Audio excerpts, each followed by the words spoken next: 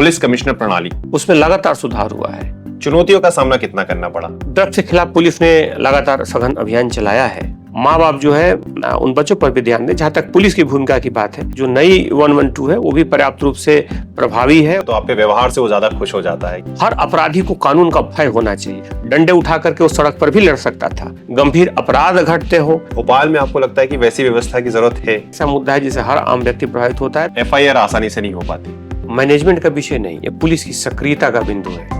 माननीय मुख्यमंत्री महोदय का भी लगातार निर्देश, घटनाएं कई बार हुई हैं, उनका जो असर होता है व्यापक होता है। ये सही है कि 3000 जुलूस यहाँ पर निकल चुके हैं, खासतौर पे इसमें मेरा चयन। जो ऐसे टेस्टी व्यंजन है वो बनाए जाते हैं। हम तो देखिए गांव के व्यक्ति, सत्तू का पराठा हो गया, खिचड़ी हो गई। क्या आपकी हॉबी क्या है सर? पुस्तकें के पढ़ना, थोड़ा सा खेलना, टेनिस खेलना। नहीं, नोक-झोंक जैसी कोई बात नहीं है। पुलिस को अपना एक सहृदय मित्र समझे, हम उस तक आसानी से पहुंच सकते हैं। नमस्कार दर्शकों, मैं हूं जितेंद्र शर्मा और आप देख रहे हैं पीपल्स अपडेट। देश की आंतरिक सुरक्षा भी सबसे महत्वपूर्ण होती है और आंतरिक सुरक्षा की जब भी बात आती है तो हमें याद आती है आंतरिक सुरक्षा के लिए सबसे उपयोगी यानी कि पुलिस। क्योंकि पुलिस का डिपार्टमेंट एक ऐसा डिपार्टमेंट होता है जो हर नागरिक की सुरक्षा को प्रदान करने का दावा करता है। ऐसे में अगर हम बात करें मध्य प्रदेश की, तो मध्य प्रदेश में 2021 में एक ऐसा ऐतिहासिक फैसला हुआ जब मध्य प्रदेश के 2 शहरों यानी कि भोपाल और इंदौर में कमिश्नरेट यानी कमिश्नर प्रणाली लागू की गई। यानी कि भोपाल और इंदौर को पुलिस कमिश्नर संभालते हैं। अगर हम कमिश्नर प्रणाली की बात करें तो जब ये फैसला हुआ था तो 2 ऑफिसर्स थे, मध्य प्रदेश के IPS ऑफिसर थे, सीनियर IPS ऑफिसर थे, जिन्हें ये कमान दी गई थी इंदौर और भोपाल की। इंदौर में हरिनारायण चारी जी रहे, उसके बाद भोपाल के पुलिस कमिश्नर बने और जब से ये फैसला हुआ तब से लेकर अभी तक वर्तमान में वो पुलिस कमिश्नर ही हैं। मेरे साथ मौजूद हैं हरिनारायण चारी जी। सर, आपका बहुत बहुत स्वागत है। जी, बहुत बहुत धन्यवाद। सर, सबसे पहले अगर हम बात करें पुलिस कमिश्नर प्रणाली, पहले जो पुलिस का सिस्टम चलता था वो सिस्टम और कमिश्नर प्रणाली सिस्टम को आप किस तरह से देखते हैं? यह जो प्रणाली है, आप देखेंगे जब किसी शहर का विकास होता है, उद्भव होता है, चुनौतियां बढ़ती हैं, अपराधों की संवेदनशीलता बढ़ती है, उसकी गंभीरता बढ़ती है, तो ऐसे में आवश्यक हो जाता है कि उसके अनुरूप हमारी प्रणाली भी संसाधनों से युक्त हो। और इस प्रणाली में खासतौर पर जिसका जिक्र कर रहे हैं आप, इसमें विभिन्न तरह की कार्रवाइयों के माध्यम से, चाहे प्रिवेंटिव कार्रवाइयाँ हों, चाहे तत्परतापूर्वक कार्रवाई हो, विभिन्न तरह के कानून व्यवस्था की स्थितियों में पुलिस की तत्परता से जो अपेक्षित कार्रवाई होती है, इन सारे मुद्दों पर पुलिस की दक्षता बढ़ी है।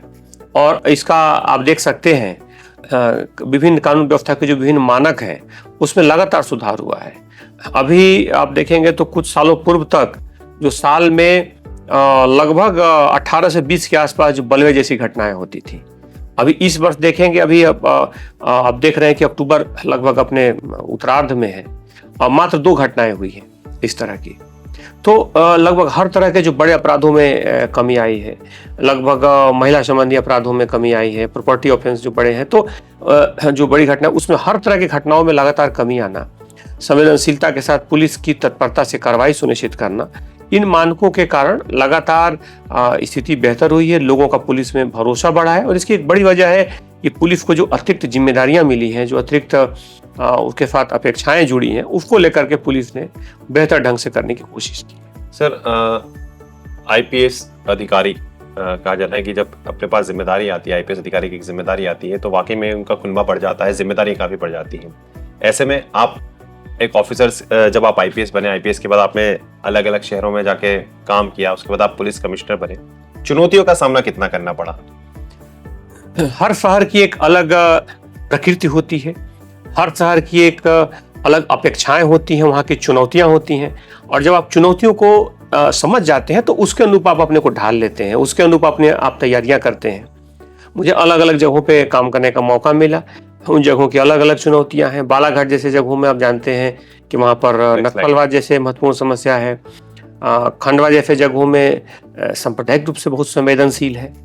कई जगहों पे दूसरे जो ऑफेंसेज हैं, ग्वालियर जैसे जगहों पे दूसरी चुनौतियां हैं। खासतौर पे वहाँ पर आसपास के सीमावर्ती राज्यों से कई आपराधिक गिरोहों का आना जाना रहता है और उनके संपर्क में अपराधी रहते हैं, तो इसलिए वहाँ अपराधों की संवेदनशीलता थोड़ी ज़्यादा होती है। इसलिए हर जगह पर जहाँ आप रहते हैं वहाँ की अपराधों की खासतौर पे उसकी प्रकृति को समझना, उस प्रकृति के अनुरूप अपने को ढालना अपने पुलिस को सक्षम बनाना, उसकी रणनीति तय करना, उसका उचित ढंग से कार्यान्वयन करना आवश्यक है कि पुलिस अपने को बेहतर ढंग से अपने भूमिका को रेखांकित कर सके। और अच्छी बात यह है कि हर जगह मुझे एक अच्छी टीम मिली, एक बेहतर टीम मिली और हम लोगों ने उसे जो भी अच्छा संभव था उस तरह से करने की कोशिश की। सर, आपने कहा कि अच्छी बेहतर टीम मिली, तो कोई सर ऐसा केस आपको याद है कि वाकई में वो बहुत काफी चुनौतीपूर्ण था और उस केस को सॉल्व करने में आपको भी लगा कि हाँ ये कैसे होगा, लेकिन वो अंततः हो ही गया? एक नहीं, ऐसे अनेकों केस हैं और हर शहर में इस तरह की टीमें मिली, चुनौतियां मिली। मैं आप जिक्र कर रहे हैं, मुझे को चूंकि ज़्यादा महत्वपूर्ण था और उसमें काफ़ी चर्चित रहा था, इसलिए मुझे याद आ रहा है खंडवा का एक पुराना मामला था जिसमें कि एक व्यक्ति की 7 साल पुरानी गुमशुदगी थी और उस गुमशुदगी में पुलिस लगातार लगी रही और जब उसने पूरे 7 साल बाद उसकी लगातार उसने पुनः दोबारा जब जांच शुरू हुई तो अंततः वो अधिकारी को जब किया गया तो एक सड़क के नीचे दफना दिया गया था, कई फीट नीचे, और खासतौर पर उस पर पक्की सड़क बन चुकी थी और उस सड़क को पुलिस ने तुड़वाया, वहाँ से उसको जेसीबी से खुदवाया, उससे वहाँ से निकलवाया और निकाल करके 7 साल बाद उसमें 4 जो आरोपी थे उनको गिरफ्तार किया गया और अंततः उसमें सबको आजीवन कारावास हुआ। तो खासतौर पे जब आप मानते हैं कि 7 साल मामला पुराना हो चुका हो, कोई नए तथ्य न हो, नए साक्ष्य न हो, और उसमें एक एसडीओ स्तर के अधिकारी थे, वरिष्ठ अधिकारी थे, तो इस तरह की कई घटनाएं आती हैं। जब आप जाते हैं, लोगों से संवाद बढ़ता है, आप बातें करते हैं बहुत सारे, तो उसमें आपको जानकारियां भी मिलती हैं, कई से इनपुट आते हैं आपके पास। इस तरह की घटनाएं, मैं तो एक उदाहरण दिया, हर शहर में इस तरह की घटनाएं आई हैं, हर शहर में इस तरह की चुनौतियां आई हैं और इससे जानकारी, खासतौर पे इसमें एक जनता से अच्छा संवाद होना पुलिसिंग के लिए बहुत आवश्यक है, क्योंकि इससे आपके सूचना के स्रोत, आपके जो आयाम, आपका जो क्षितिज है वो व्यापक हो जाता है और आपको कई ऐसी सूचनाएं मिलती हैं, कई ऐसी जानकारियां मिलती हैं जो काफ़ी व्यवहारिक होती हैं, काफ़ी वास्तविक होती हैं, सत्य के करीब होती हैं और इससे आपके चीज़ों को तय करने में, चीज़ों की दिशाओं को तय करने में आपको मदद। सर, अभी हाल ही में मध्य प्रदेश पुलिस ने एक अभियान चलाया था, नशे के खिलाफ अभियान, एक शुरुआत की थी। इसके तहत कई कार्रवाई हुई, भोपाल में भी कई से बड़े बड़े केस पकड़े गए। एक नाम आया शारिक मछली, एमडी ड्रग्स का मामला निकल कर आया उसमें सामने।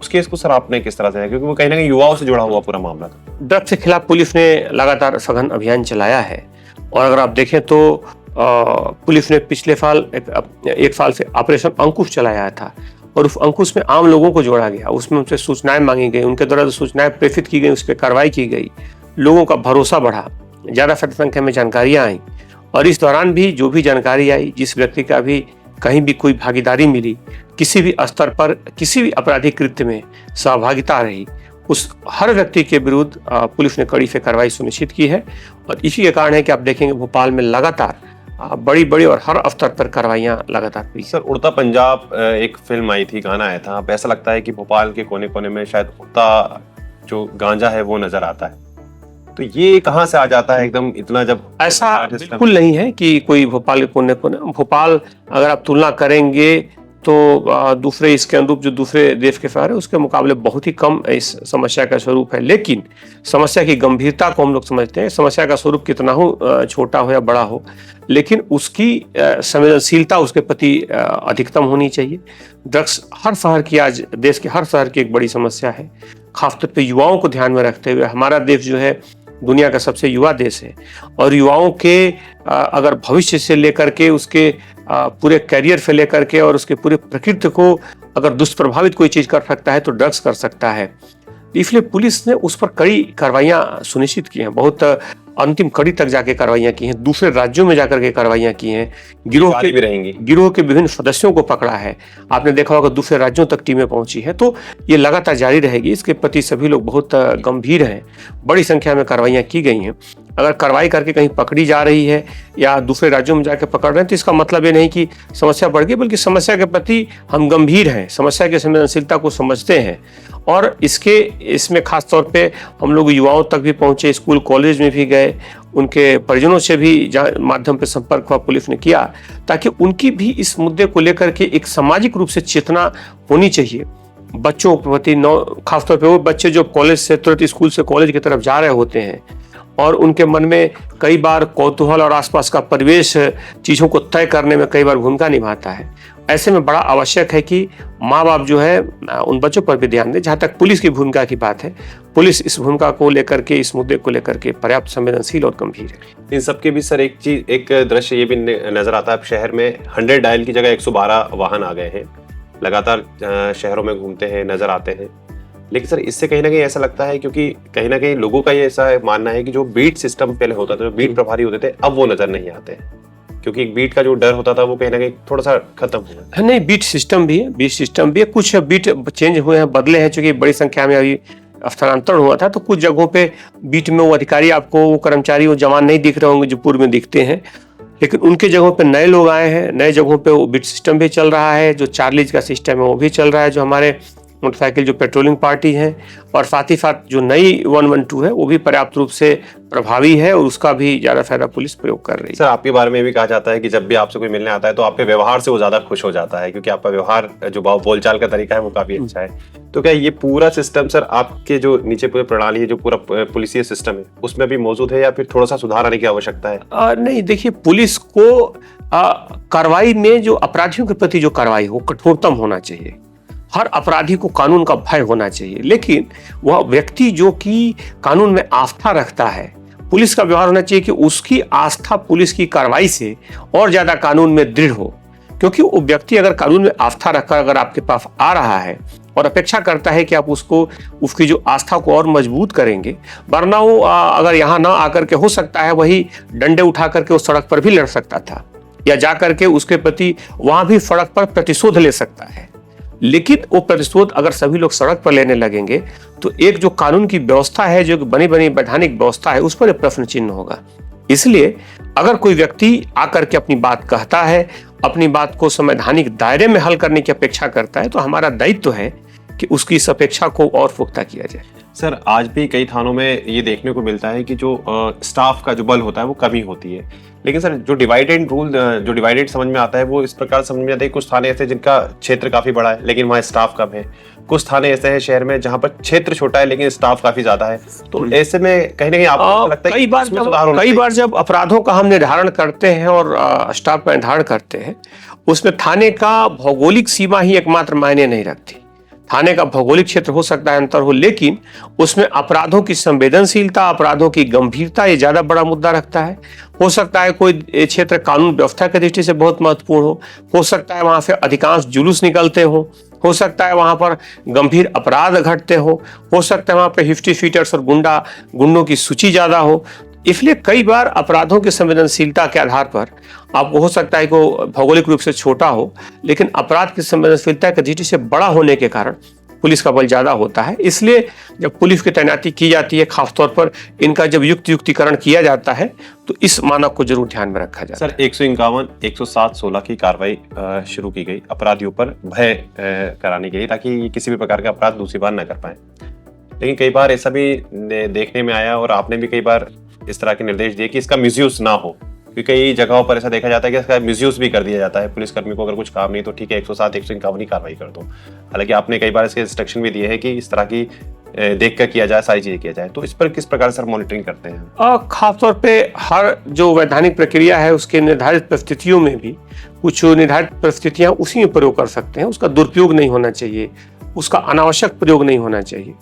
इन बातों पर लगातार नजर रखी जाती है। कोशिश यही रहती है कि अगर कोई उस निर्धारित प्रक्रिया में कोई अपराधों का अगर किसी ने उल्लंघन किया है, कि खासतौर पे वैधानिक दायरे के बाहर जाकर के कोई ऐसी घटना की है, तो उसी में उसका प्रयोग। सर 9 दिसंबर 2021 में जब कमीशन प्रणाली लागू हुई थी, इंदौर आपकी पोस्टिंग थी, उस दौरान आपने इंदौर में काफी अच्छा सराहनीय काम किया था। वो था ट्रैफिक व्यवस्था को सेट करना, कि किस तरह से जो ट्रैफिक है उसको सुचारू रूप से चलाया जा सके ताकि शहर की जो गति है वो ना रुके। भोपाल में आपको लगता है कि वैसी व्यवस्था की जरूरत है और वो आप कर सकते हैं? हर शहर की ट्रैफिक व्यवस्था की जरूरत है। हमारे पास अब आप देख रहे हैं कि कुछ अतिरिक्त जवान प्रशिक्षित होकर आने वाले हैं और उन सभी जवानों को हम लोग यातायात में ही लगा रहे हैं, क्योंकि यातायात एक ऐसा मुद्दा है जिससे हर आम व्यक्ति भी प्रभावित होता है। जो भरे कुछ लोग आपराधिक घटनाओं से तो प्रभावित होते हैं, लेकिन जो घटना व्यक्ति जिसके साथ होती है वो ज्यादा प्रभावित होता है। लेकिन ट्रैफिक ऐसा मुद्दा है जिससे हर आम व्यक्ति प्रभावित होता है। तो हमारा फोकस है इससे जुड़े जो अन्य विभाग हैं, जो स्टेक होल्डर्स हैं, दूसरे उनके साथ ही बैठके हुई हैं। कुछ इंफ्रास्ट्रक्चर से जुड़ी जो चीज़ें हैं, जैसे कि लगभग 40 के आसपास लेफ्ट टर्न उम्मीद है कि अगले 1 महीने में ठीक होने जा रहे हैं। उनके होने के कारण कुछ रोटरीज को सर्वसम्मति से हटाने की बात चल रही है। कुछ यहाँ पर इंफ्रास्ट्रक्चर से जुड़े जो अन्य मुद्दे हैं उस पर भी लगातार काम हो रहा है। इन सभी का उद्देश्य ये है कि इंफ्रास्ट्रक्चर, इन्फोर्समेंट, एजुकेशन सभी का उपयोग करके यातायात को प्रभावी बनाया जाए, और इस दिशा में लगातार हम लोग प्रयास कर रहे हैं। जनता की समस्या हमेशा रहती है जो कहती है कि FIR आसानी से नहीं हो पाती। हाँ, इस पर लगातार मॉनिटरिंग की गई है। लोगों का फीडबैक लेने के लिए भी व्यवस्था हमारे यहाँ की गई है। लोग अपना मंतव्य भी जारी करते हैं, तो इसमें अगर कोई ऐसी स्थिति आती है तो लेकर के पुलिस उसको लगातार गंभीर रहती है, और सभी को निर्देशित किया गया है कि जो फरियादी आए उसके साथ अच्छा व्यवहार करें, उसके साथ सम्मानजनक व्यवहार करें, और साथ ही साथ ये सुनिश्चित करें कि उसको अगर उसकी कोई पीड़ा है, उसकी कोई समस्या है, तो उसको सहानुभूतिपूर्ण तरीके से दूर करना सुनिश्चित। सर, इन सब के बीच पर्व आते हैं शहर में, अपराध जो पहले हुआ करते थे, हालांकि ये भी मैं मानूंगा कि कहीं ना कहीं थोड़ी कमी इसमें जरूर आई है। जो पहले काफी ज्यादा हम देखते थे कि गुटबाजियां होती थी, लड़ाइयां होती थी, उसमें कमी आई है। इसको मैनेजमेंट आपने कैसे सेट करा कि जब पर्व आते हैं तो कोई बड़ी घटनाएं ना हो? ये मैनेजमेंट का विषय नहीं, ये पुलिस की सक्रियता का बिंदु है। खासतौर पर अगर हम बात करें, अगर बात किसी अपराधी की, हम जानते हैं कि पिछले 2 सालों में लगभग 500 से ज़्यादा हिस्ट्री फीटर गुंडे फाइलें खोली गई होगी। इसमें उन अपराधियों को पुलिस ने लगातार उन पे सटीक एक अपने राडार में रखा है जिन पर किसी भी तरह की आपराधिक गतिविधि या आपराधिक सक्रियता की बात आई है। इसमें लगातार उनके खिलाफ कार्रवाइयां हुई हैं। कोई भी ऑर्गेनाइज क्रिमिनल आप नहीं बता सकते हैं कि एक भी शहर में हो जो कि वांटेड हो, या खास तौर पे जिसके कारण किसी भी क्षेत्र में कोई स्थानीय तौर पर या आंशिक तौर पर कहीं भी कोई भय का वातावरण। पूरी तरीके से सारे ऐसे अपराधी जेल की शिक्षों के अंदर हैं। लगातार कानून व्यवस्था को बेहतर करना, और हम जानते हैं कि कानून व्यवस्था को मुद्दे को लेकर के माननीय मुख्यमंत्री महोदय का भी लगातार निर्देश है कि इस पर कड़ी से कड़ी कार्रवाई की जाए, अपराधियों को लगातार कठोरतम कार्रवाई सुनिश्चित की जाए, और पुलिस ने लगातार सफलता के साथ इस दिशा में कार्रवाई। यानी संगीन अपराध भी शेष नहीं है, ये माना जाए। कोई भी ऐसा मामला जो कि संवेदनशील हो, जो संगीन हो, सनसनीखेज हो, आप देखेंगे कोई भी शहर में ऐसा मामला लंबित नहीं है। घटनाएं कई बार हुई हैं, छोटी बड़ी घटनाएं कई बार होती हैं, लेकिन विभिन्न परिस्थितियों का, लेकिन तत्परता से न सिर्फ पुलिस ने कार्रवाई सुनिश्चित की है, बल्कि अपराधियों के खिलाफ कड़ी कार्रवाई करते उसको एक नजीर के रूप में पेश किया है, ताकि दूसरे अपराधी इस तरह की घटनाओं से। मध्य प्रदेश की राजधानी है भोपाल, यहाँ पर वीआईपी मूवमेंट लगातार होते हैं। ऐसे में वीआईपी मूवमेंट को पूरा कवर करना, शहर में जो अपराध हैं उन पर कहाँ कवर करना, और एक जो डाटा मेरे पास है वो 3000 से ज्यादा लाइन ऑर्डर के मामला है, उसको देखना, चाहे वो धरना प्रदर्शन हो, तमाम चीज। इसको सर किस तरह से, जब हम किसी राजधानी की बात करते हैं, किसी प्रशासनिक केंद्र की बात करते हैं, तो उसमें हमारी अपेक्षाएं होती हैं कि कानून व्यवस्था से जुड़े जो मुद्दे हों उसको लेकर के हम पर्याप्त संवेदनशील रहें, पर्याप्त, क्योंकि ऐसे मामले हो सकता है कि तत्कालिक तौर पे हमें लगते हों कि किसी व्यक्ति की सुरक्षा से या किसी कानून व्यवस्था से जुड़े मुद्दे हों, लेकिन उनका जो असर होता है व्यापक होता है। इसलिए लगातार आपने जिक्र किया कि 3000 से ज्यादा जो जुलूस निकले हैं, ये सही है कि 3000 से ज्यादा जुलूस यहाँ पर निकल चुके हैं। चूंकि राजधानी होने के कारण हो सकता है वह मामला राज्य के किसी सुदूर बैठे हुए किसी सुदूर जिले के किसी क्षेत्र से संबंधित हो, लेकिन उसकी प्रतिक्रिया, उसका कई बार विरोध, समर्थन, कई मुद्दे जो हैं, जो अलग अलग उसके मुद्दे हो सकते हैं, अलग अलग कोण हो सकते हैं, वो सारे मुद्दे अंततः उभर करके सामने यहाँ पर आते हैं।